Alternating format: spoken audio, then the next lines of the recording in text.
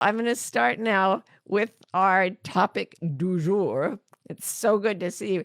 And, I wore a Kamala shirt last week.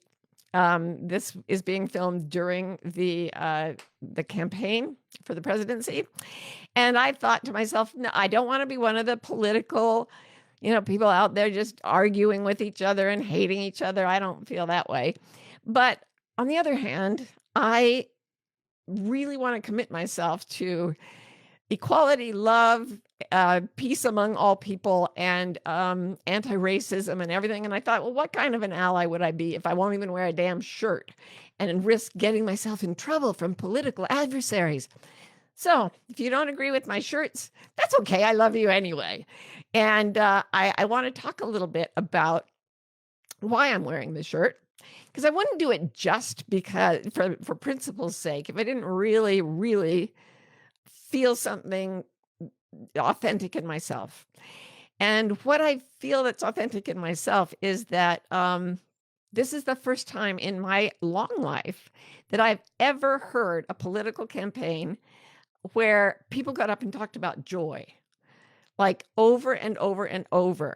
And if you watch the Democratic National Convention, did I watch it? Yes. How bizarre. I hate politics. I grew up with a fervent Democrat soul in Provo, Utah in the 60s. I got beaten up regularly. My desk was defaced. I was not popular. All because of politics. So it put me off my feed, right? But I started watching the Democratic National Convention this year, and the moment people started talking about joy, and I could see the joy in people's body language, in their faces, in the music, in the way they were treating each other, in the way they spoke about and to each other. Joy, joy, joy. It came up as a theme over and over, and I was mesmerized. This was a feeling I'd never gotten from anything political, and that's why I'm wearing the shirt. And then in the New York Times, like a couple of days after, there was an op-ed piece that said, joy is not a strategy. And it was by someone who was saying, that's not going to help you win. She's not going to win just because there's joy. Everybody's talking about joy. Joy is not a strategy. You got to have a strategy. And I was like, wait a second. I have been life coaching for 30 years. And that entire time, I have coached thousands of people, and many hundreds of them have said, I think this is working. This has helped. Every single time, my one strategy was joy. That is the only strategy I've ever had. And it started when I was sitting in a library, Carol, at the age of 17, in a deep depression, just mental, post-traumatic stress disorder and depression and anxiety just like dripping out of my pores, trying to decide why it was worth it to be alive.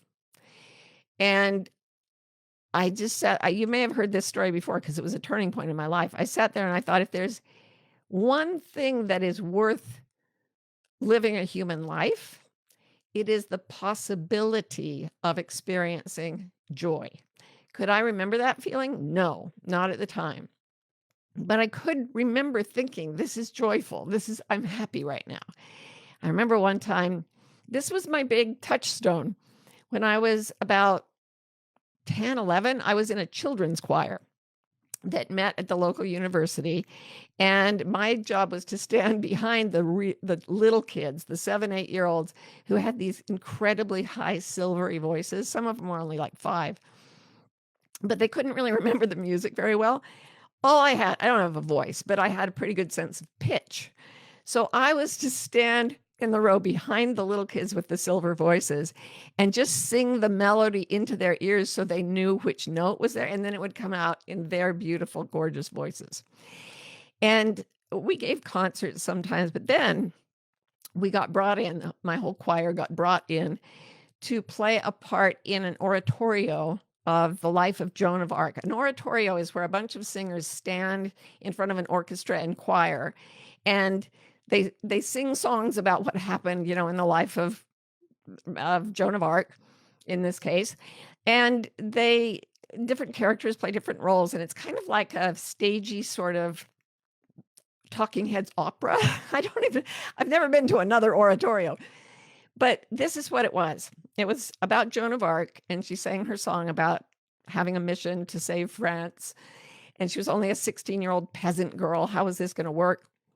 And then it went through her whole thing of saving France and being on the battlefield with soldiers. And at the very end, of course, she was captured and she was burned for witchcraft because women weren't supposed to lead in those their days. And in the oratorio, the woman playing Joan of Arc, she put her hands behind her back. She pretended to be tied to this pyre. And then they just shone this orange light that undulated. And she went through this horrific experience of being burned. And she just the way the oratorio was written, she sang her way through it. She just focused on her vision of God, her belief in what she'd done, and she sang her way through it. And the choir, full male, female, adult choir, picked up the song and projected it, and it got bigger and bigger, and it started to fill this huge amphitheater we were in. And they get to a crescendo, and then there's this pause, and she's dying. And the curtain opened further, and on each side, there we were, all these little kids wearing these satin gowns. And I was singing into the ear of the 5-year-old in front of me the song the angels sing as they bring her up to heaven. Oof. See, I can't even talk about it without crying, and it's been like 60 years or something.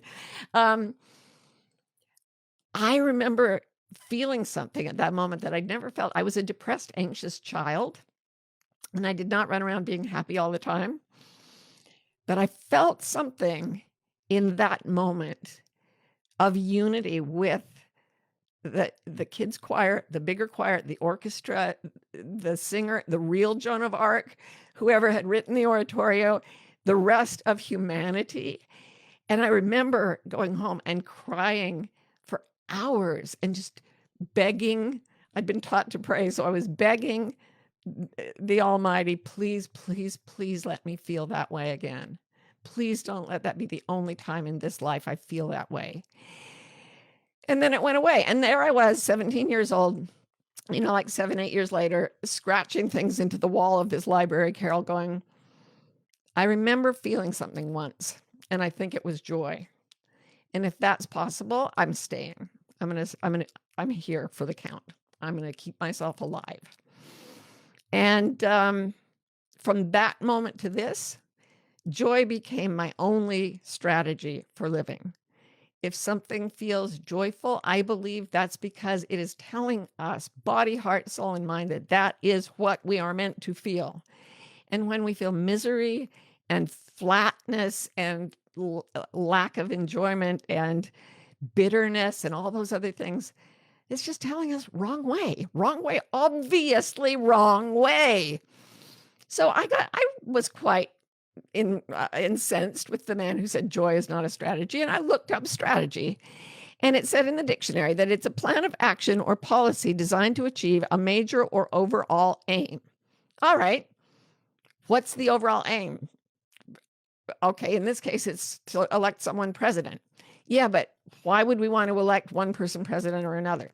Well, because we want someone who we feel will govern the country wisely. Why is that? Because it may impact our lives and the lives of people we love. In what way? Well, it will make their lives better. And what will that feel like to them? Joy, joy, joy, joy, joy, joy, joy. We're all creating fractals of whatever we feel inside ourselves. And that means that it's like Joan of Arc is singing, and the choir is singing, and the children's choir is singing, and the audience starts to sing, and it spreads because joy was meant to be contagious. And then we have a society that says, yeah, but that's not a strategy. Well, what do you want? I want success. Why? Because I hate everybody and I don't want to live. Well, until you have joy, what good is your strategy of success? There is no point to success except to feel joy. So that's our ultimate aim, which is our strategy okay? Because all the way to joy feels joyful. All the way to joy tastes of joy. Have you ever seen one of those cartoons where there's a pie baking and someone puts it on a windowsill? It must be from years gone by. And the smell of the pie is shown as a line or a series of lines that wafts away from the pie. And then it finds the nose of some character, and the character smells the pie and is pulled ineluctably toward the pie. That's joy. That's what happens when we begin to live in joy. And if you sniff, ooh, just a little bit of apple pie cooling on the windowsill, if you feel in your body and your heart just a tiny draft of joy, go in that direction. The little lines are pulling your heart, pulling your body, pulling all of you, except maybe pieces of your mind, toward what will make your life worth living. So our objective is joy. The way to joy is joy. So let's make it our plan of action, our strategy to follow joy wherever it leads. So when I decided to wear shirts on this broadcast, brought me joy. Okay, I'm going to do it, even if it alienates some people. If I feel like when I answer the questions at the end of this discourse, what answer will I give? The one that feels most joyful to me. When we gather as a community, once Ro and I've got the community ready, so we can all talk amongst ourselves, each other, so everybody here can talk at the same communication level. What will that do? Elevate the joy of individuals to become the joy of the whole. Make your joy my joy. And it's a beautiful opposite of a zero-sum game where you can't destroy joy. It's too, and that's another thing that was so interesting about the DNC, the Democratic National Convention. There was a feeling when one of my friends called and said, "Can you feel that?" And I was like, "Yeah, but it's still really close." And she said, "But feel the energy. Feel the energy. That's it. That's the whole thing." And she said, "There's nothing that can stop that energy. You may stop the people, but you'll never stop that energy. That energy is the force of the divine rolling through this population. And we should all be grateful just to catch the scent of it downwind." So let's just turn toward joy, even if it takes us in ways that our families don't understand or our friends don't understand, even if it makes us look weird. Feeling good by looking weird, as Rowie always says. And join with other people by sharing your joy and asking them what you can do to help lift their joy. Sometimes it's just by listening to them while they grumble for a minute and then telling them a joke, or giving them permission to not do something they don't want to do and don't have to do. Sometimes it's by posting a funny or silly thing online or telling somebody a joke. As joy grows, it more than multiple, as each person joins the joy, the pool of joy, it magnifies by more than a factor of one. It starts to be interactive between each member of the group, and the joy starts to multiply infinitely if we communicate it. So yeah, all the way to joy is joy. Joy is my strategy for life. Joy is what I hope your strategy for life might be. And I intend to share my joy with you and to share whatever joy you have to bring to me. And that includes feeling comfort in times of sorrow. So it does not rule out things like sorrow, fear, or anger, but it permeates all those things with a sense of that feeling I felt during that oratorio was when the hero is dying unjustly. But there was something so true in the way she had lived and in the way she was embraced by the whole, by the crowd, by the musicians and everybody, that even in this horror, there was a transcendent joy. And I've been lucky enough to feel that over and over and over and over again. And I can feel a little bit of it right now. A lot of it, actually.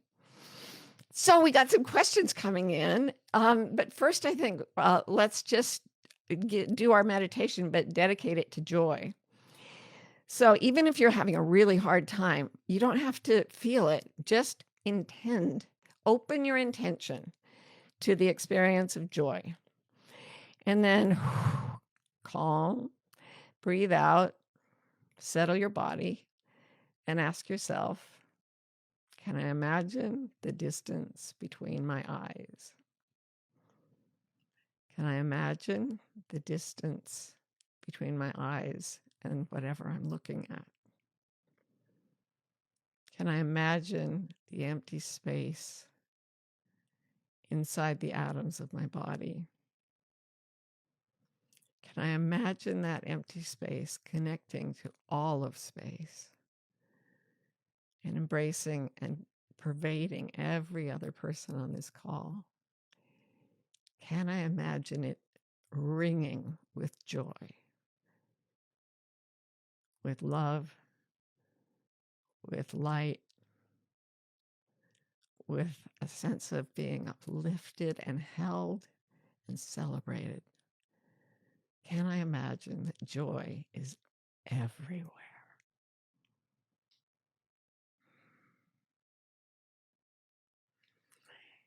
It's so tempting for me to say, to turn those into statements. But that's not the way this works. Everything is about questions. Everything is about the open mind. Only the open mind is available for joy. A closed mind is like a closed fist. It can't do very much. It can punch, it can hurt, it can pound, but when it does this, its possibilities are literally endless.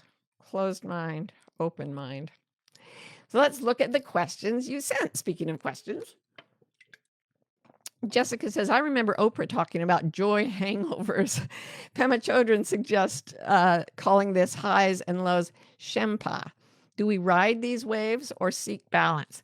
I believe that Shempa means being attached to the feeling.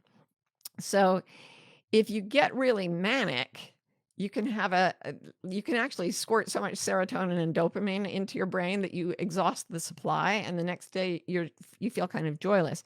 People who take MDMA on the weekends sometimes have what they call a suicide Tuesday, where they feel really low. It's because all their feel-good hormones got blared wide open by this chemical. So I would actually be on the side of balance here. I don't think that joy is that high that becomes low. I'm gonna plug this guy's book because he's fabulous. This is The Joy You Make by Stephen Petro. I just spoke with him because we have the same publisher. It's called The Joy You Make. It'll come out backwards on your screen, but it's called The Joy You Make, and it's coming out in a few weeks. And he was just talking about how, in the book, he writes about sitting with his dying sister. She died of cancer, holding her hand and weeping and stroking her face and telling her he loved her on her deathbed, and feeling in the midst of this terrible grief, still the joy of his love for her and their relationship, which I believe persists. So he has lots of examples of, he went through really hard things. Both his parents died, his husband left him, and his sister died all in the same year. And that was the year he decided to find joy. So he found the joy that was not attached to things being a certain way. Happiness is attached to things being a certain way. Joy is the bliss of being, and it transcends highs and lows. And I really believe that it wasn't at the DNC, it wasn't the feeling, we're going to crush, we're going to win. That was not the feeling. There was just a feeling of commitment to love, commitment to happiness. In the crowd members, and certainly in many of the speakers, it was kind of a remarkable event. I've never seen anything like it in politics. And I think the fact that the New York Times was like, but that's not a strategy, is a really good sign that maybe everything might shift. And we'll start thinking as a society in terms of joy rather than in terms of needing to win, getting happiness from achievements, which takes us up, down, up, down, up, down, and never lets us be still. Tracy says, question, all for joy, duh, but my strategy has been peace. Is joy a better path than peace? What I've found is that peace is our ultimate state, complete stillness. But if you go there, you cannot help but begin to experience joy, love, freedom. Those four things, peace, love, joy, freedom, they are inextricably entwined. So one is not better than the other. You can use anything you want, but some days peace will be your go-to. Some days joy will be your go-to. Sometimes freedom, just canceling all your appointments and going out for a walk will be freedom. And sometimes love and service will be your freedom. And take any road, they all lead to the same mountaintop, and you will find joy there. So you can use any of them. I guess joy is not the only strategy. There's love and freedom and peace as well, but they all end up being the same thing, which is inexplicable, unexplainable. The finger that points to the moon is not the moon. Jenna says, how can I come back to joy after heartache and honestly embarrassment for another failed relationship? If you're embarrassed, you're telling yourself you did something wrong and you are bad and should be shamed. That's not joy. So according to my strategy, we'd have to say very gently, Jenna, maybe the part of you that is judging yourself and saying that you're a failure, maybe we could take it in our arms and rock it to sleep and maybe give it a snack and a cup of soup and a piece of toast, and then have it watch its favorite TV show and say, sweetheart, you can stop judging now. There's no judgment where we're going. The publisher for Stephen Petro and for me is Maria Shriver, whose favorite poem and motto for the whole publishing imprint is Rumi's poem that says, out beyond judgments of right doing and wrongdoing, there is a field. I'll meet you there. So Jenna, meet us in the field beyond judgment of right doing and wrongdoing. Drop all that. It's not joy. We just make it up. Joy is real. That's not real. Cheryl says, do you think that joy is that feeling you say to pay attention to when you have a choice to make and you close your eyes and you describe as freedom? Yeah. Freedom, peace, love, joy. They're all mushed together. There should be a word that means all of them. Somebody can make up that word and get back to us. Okay, Nick says, do you have any strategies for following joy? I felt a lot of joy for the first time since a long time during a concert, but don't really know how to continue from there. That's a brilliant example of joy tracking. That's what we call it in South Africa when we run our seminar with Boyd Vardy, taking people out to track rhinoceros. He says, in our life, we're tracking joy through the body. So what I would do, Nick, is if you felt that at a concert, get some of the music from the concert, listen to it by yourself or with people you love, and really listen and try to remember the association with the feeling you had. And there was something about that experience, whether it was the crowd, but music is incredibly powerful at opening the doors of our emotions and our psyches. So use the music to take you back in. Use anything you can stimulate your senses with, folks, like a smell, the smell of something like of pine trees, or the sound of a waterfall, or the sound of a loved one's voice, even if that loved one isn't here anymore. Like, get situated in the sensory experience, drop into it, and see where the joy lives inside you, connected to that. We've talked about that a lot before, using the senses to drop into joy. And that concert was an incredible sensory experience. And then share it with other people. This is why Ro and I are making this community, because when you share it, it more than multiplies by the number you've brought to the group. I don't even know how to calculate how much joy increases every time someone adds joy to a combined collective of people.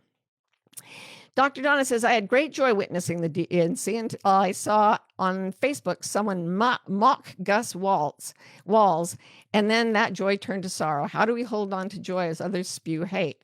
Well, you were in joy, then someone said something repulsive and untrue, and you got attached to them needing everyone to see it like you saw it.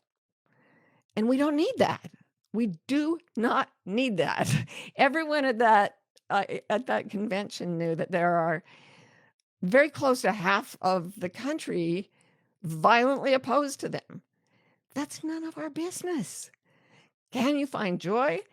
Replay the little film of Gus, um, calling to his dad, I love you, and both of them in tears. Wow. The love between a father and a son with a disability. And that is what is put on the world stage. Holy crap. Who cares about someone on Facebook? Hang on to the joy. That's our only strategy. Okay, Dee Dee says, question, I've noticed that my joy reappears after I feel deep grief. Does that make sense? Yes, because if you let yourself feel grief, it's the integration of a loss in a way that allows the heart to grow back stronger where it was broken. And I really believe that's the purpose of coming here where we suffer. So our hearts break, and when they heal, they're strong at the broken places. And then we feel love, peace, joy, freedom, and we can feel it more. The muscle of the heart has grown stronger. It can contain more of those things. Yeah, and that's what the grief of life is about. A couple more questions. Jonna says, should we be intentionally beaming joy to other people when we're in groups, like with a family that doesn't practice joy, or is that turning joy into work? Actually, this is like one of the best strategies I've ever found. And I've taught it to a lot of people, and they've used it in everything from court cases to getting green cards to dealing with their little kids. I like to just drop in, do the space, silence, stillness, meditation, and then just say in your heart, I love you and you love me. You don't have to say it out loud. Just think it. I love you and you love me. I love you and you love me. And there's joy. We love each other. Isn't that joyful? Just like, and I've done this like with really angry people who were literally attacking me in a witness chair, just sitting there thinking, I love you and you love me, and watched it affect them. I watched it affect them. I felt that. I was an expert witness in a case, and I felt that. And when I went out for a water break, the lawyer who had requested that I come serve said, what kind of weird voodoo magic are you doing in there? So he could feel it. And it was really quite a wonderful experience. So just sit there and think, I love you and you love me. And sharing my joy makes it bigger. So I'm going to expand it to you so that I feel better. And guess what? They're going to feel better too. It's amazing. It's my only strategy. Okay, two more. Gail says, as an activist, how do I sound a rousing alarm about what might happen if a certain person is elected president without losing the connection to joy? How does fear-based motivation fit in? Not fear-based, but I mean, you can see the fear that people have. And if you react with real fear, you'll go into fight or flight. You'll attack or you'll run. But let me read to you a phrase from a famous Black poet, Toy Derricott, who said, joy is an act of resistance. And that phrase has been used by activists to describe how joy can be a positive force for change and a defiant statement of existence. I love that. Joy is an act of resistance. You cannot take our joy. You cannot take our laughter. You cannot take the love we share. You cannot take our joy, even though you may try. So keep on feeling joy all the way through. Finally, Calgary Blonde says, Martha, I'm afraid of joy. I know I need it. I think I want it. How do I move toward joy even though I'm afraid? Basically, sit in the pain of no joy until you're tired of it. Sit in the pain of conflict and attacking and pulling each other down until you're just tired of it. Like I was sitting in that library, Carol, scratching things into the wood and thinking, do I stay or do I go? And then remembering the moment that I got to join these little angels singing Joan of Arc into heaven in like 1972 and connecting us back into the Middle Ages. When I felt that beam of joy go from that very ancient event through that concert where I sang and into the moment when I was asking whether it was worth it to live, at that moment, my longing for joy exceeded my fear of rejoining life. And I would ask all of you who are in despair to hang in. And I'd ask all of those of us who feel joy to share it with everybody on this broadcast and out in the world. Your joy will increase. There's a chance we can lift others into joy. And we're going to enjoy it all the way. Joy, joy, joy. It's the only strategy. I love you all so much. And I will see you again on the gathering room. Bye for now.